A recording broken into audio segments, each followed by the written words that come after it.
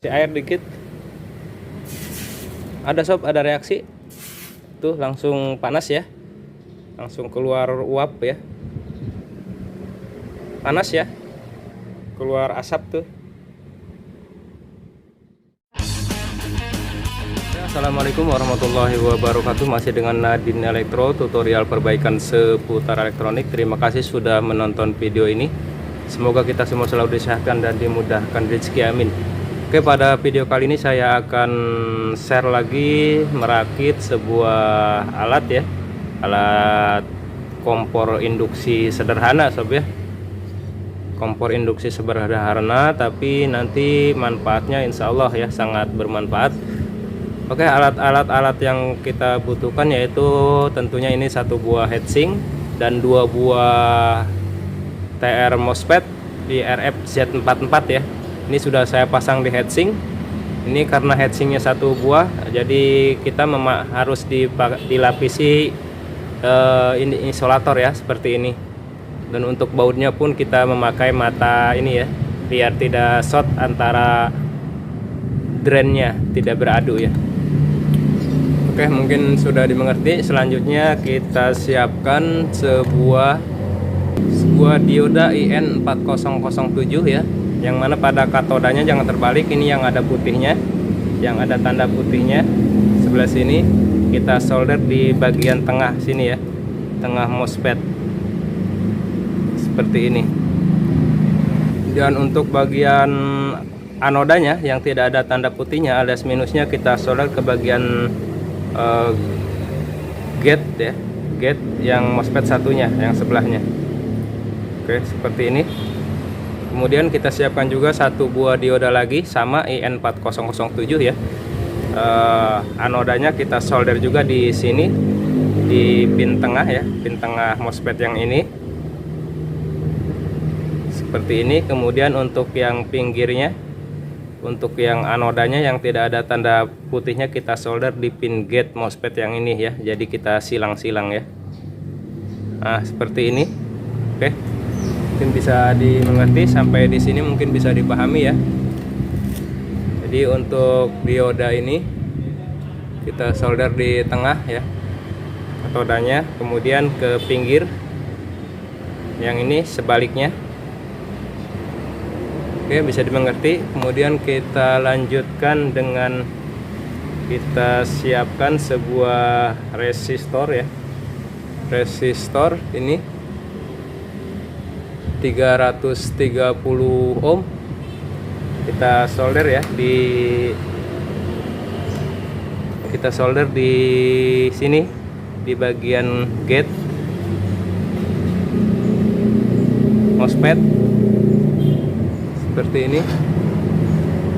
Kemudian satu buah resistor lagi sama nilainya, masih 100 ohm, 330 ohm, masih sama 330 ohm. Kita solder juga di sini di kaki gate ya, yang ada diodanya seperti ini. Oke, sudah. Ini dua buah resistor terpasang seperti ini ya.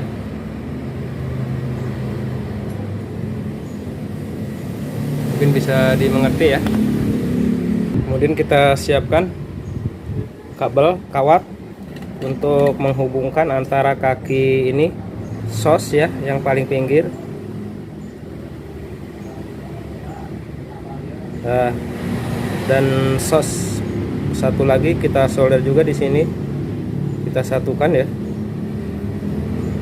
Nah, oke, seperti ini. Oke, seperti ini ya.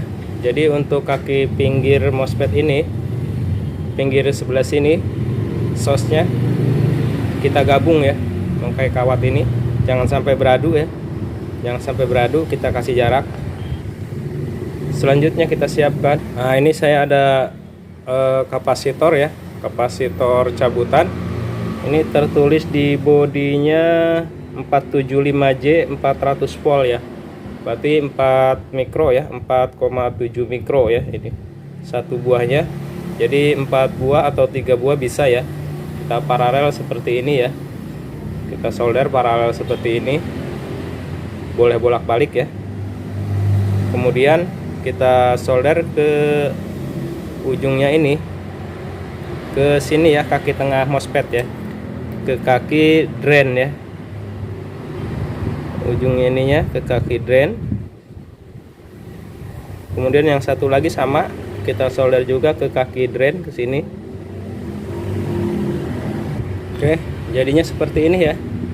Nah, ini ujung yang ini yang sudah kita jumper ke kaki tengah MOSFET, yang ini pun ke kaki tengah MOSFET ya. Oke, selanjutnya kita siapkan lilitan. Ini saya menggunakan lilitan bekas ya, apa adanya. Seperti inilah kira-kira.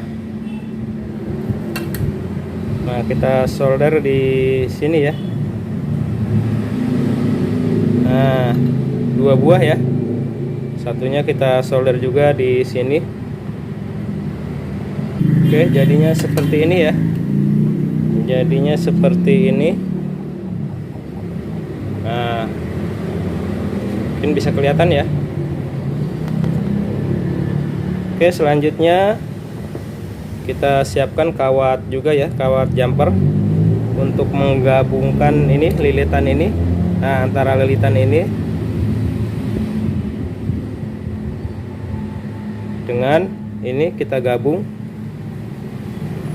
Oke, seperti ini. Oke. Nah, kita gabung seperti ini ya. Bisa terlihat ya. Nah, ini ujung ini sama ujung yang ini kita gabung.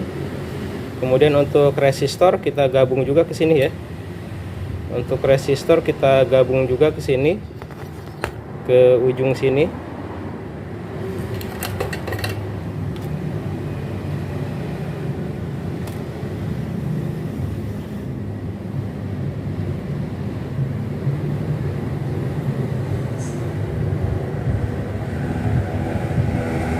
Nah, seperti ini ya. Jadi resistor kita gabung ke sini yang dari pin gate ini. Oke, ini sudah mau jadi. Kemudian saya siapkan ini ya, terminal bekas AC. Jadi biar gampang nanti untuk penggunaannya saya menggunakan terminal ya. Karena ini nanti bisa dibikin kompor maupun dibikin induksi heater ya, tergantung lilitan ke depannya. Nah, kita pasang seperti ini ya, terminal ini. Tidak ada terminal bisa langsung disolder ya nanti untuk lilitannya. Oke, ini sudah jadi.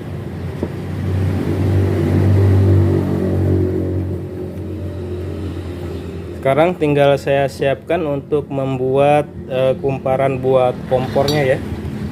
Buat kompornya saya bikin dulu. Sekarang saya akan membuat ininya, buat induksinya ya, lilitan induksinya. Ini saya tidak ada kabel yang besar ya, jadi saya memakai kabel kawat biasa yang ada bungkusnya begini ya. Kita lubangin dulu tengahnya. Nah, kita masukkan ke sini. Oke, kemudian kita bikin.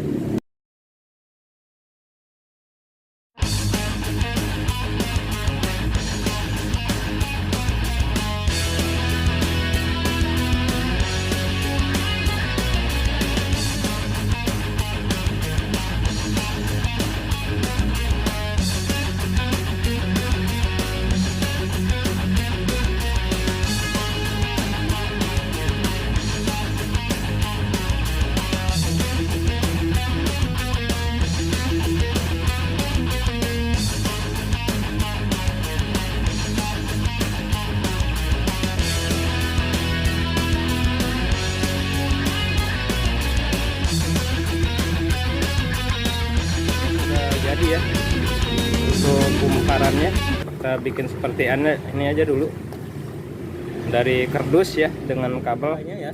Yang ini yang dari baterai ini, dari baterai min ke sini ya. baterai min ke sini, nah, ke sos ya, ke sos MOSFET.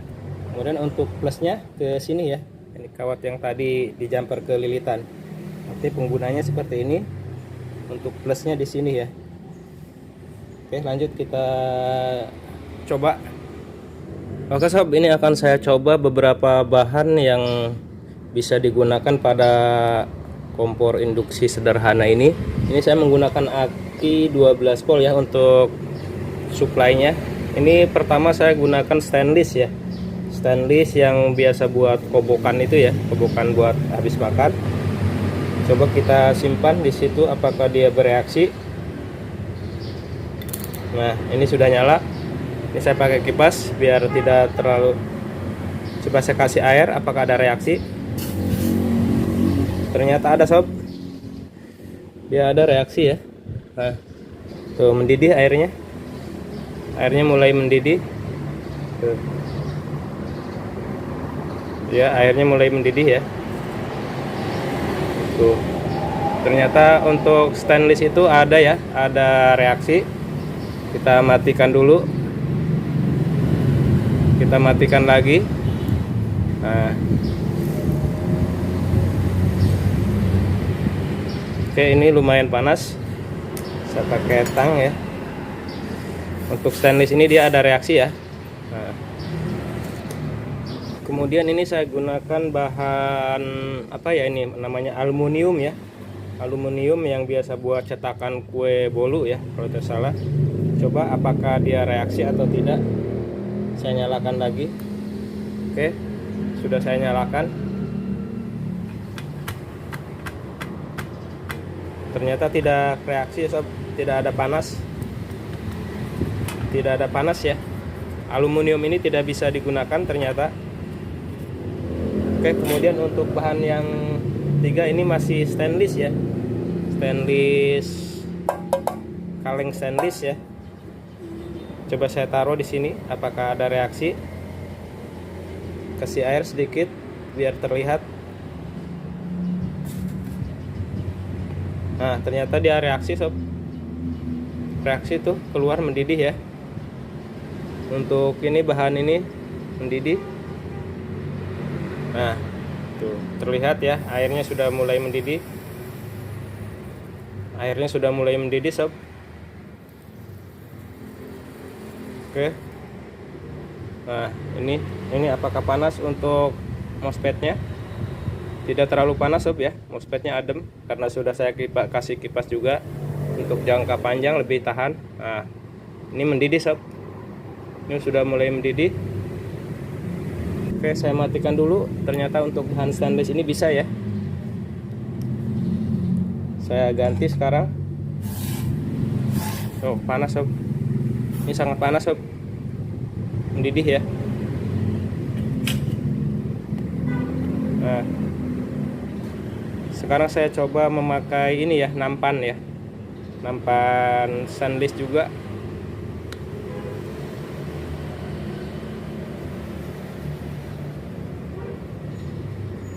Oke, saya nyalakan alatnya. Kita coba untuk nampan stainless ini apakah dia ada reaksi. Oke, saya kasih air dikit. Ada sob, ada reaksi. Tuh langsung panas ya.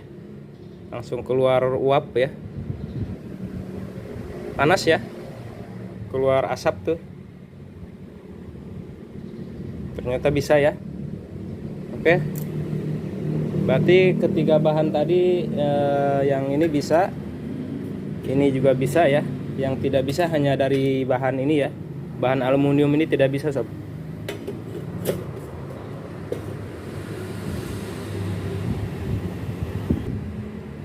Jadi untuk bahan aluminium ini tidak berinduksi sob ya. Tidak berinduksi.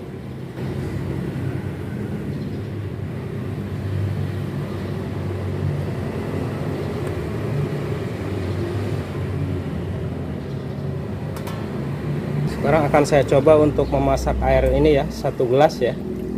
1 gelas ini apakah bisa mendidih atau tidak dengan jangka waktu berapa menit. Oke, coba saya nyalakan. Oke, sudah saya nyalakan. Nah, ini sudah mulai keluar asap ya. Nah, sudah mulai keluar asap ya. Sudah mau mendidih. Tapi sepertinya ini terkendala dari acunya, ini udah agak drop ya. Acunya agak drop, nanti akan saya tunda dulu. Pada video selanjutnya akan saya uji coba lagi untuk memasak ya. Masak telur atau masak apa ya. Ini sangat panas sekali.